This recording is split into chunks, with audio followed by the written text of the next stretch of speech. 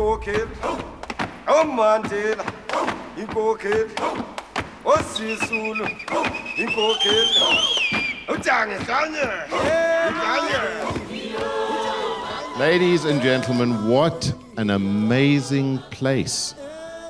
So much of our history is represented by this place. And that's why we brought this collection, why we brought this exhibition to Constitution Hill.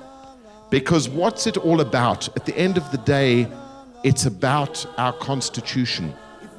It's about a process that took us from conflict to reconciliation. It's about dialogue. It's about crossing cultural borders. It's about crossing social borders. It's about crossing political borders. It's about talking to each other.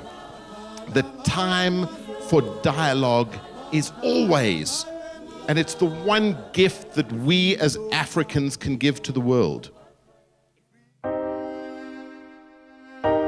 This exhibition began during the time in our country when it was a very, very, very bad. There were upheavals of xenophobic attacks. I was deep in the center of it, and I saw art as a tool that could be used to engage that as a conversation. So out of that came a super exhibition that was hosted in Alex.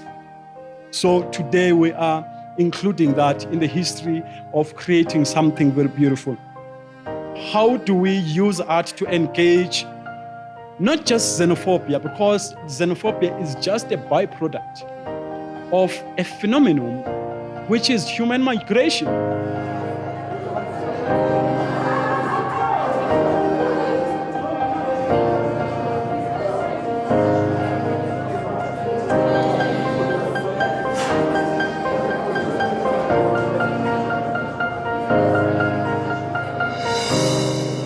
When we talk about the pass laws and the arrest of migrants from rural areas, Constitution Hill is a place where I know that many Elafed people were once incarcerated.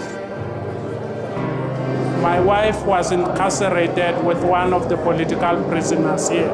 So Constitution Hill will mean a place of incarceration where people's potential and dreams were deliberately being smashed and destroyed. But it's also a place which we can celebrate. Many people, political and non-political, have been prisoners here, including Winnie Mandela, the wife of the late President Mandela. And they've experienced the pain of it. It's all pain we can remember about this place. But it's good that the new democracy have tried to refocus, reposition this place and wash it of the past and bring the positiveness in all of us.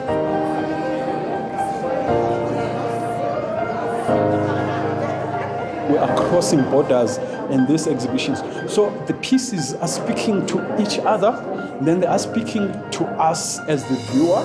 They are also speaking through the artist. So you are able to get the story of the artist. You are able to get the kind of mental shape the artist was at the time of creating that piece.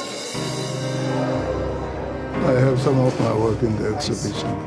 When I see those, they remind me of my childhood days, where I used to walk barefoot to school, and where, there were no street lights, no kind of lights in the township.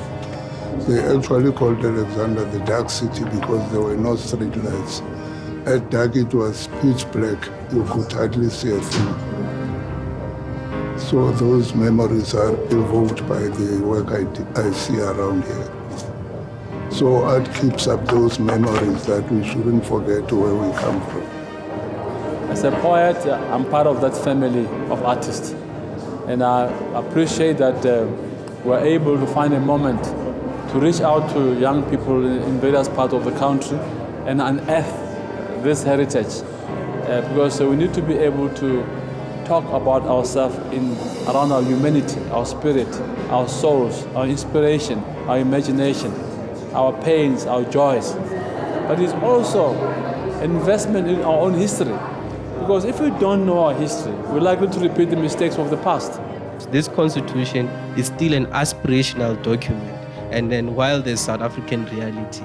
And the fact that South African reality is not in tune or aligned to this aspirational document is evidence with these artworks you see here. To bring the Echekowitz Heritage Art Collection from Alex to Constitution Hill in the center of Johannesburg tells a story. It tells the story of who we are. It tells the story of our humanity. It tells the story of what makes us as a culture special.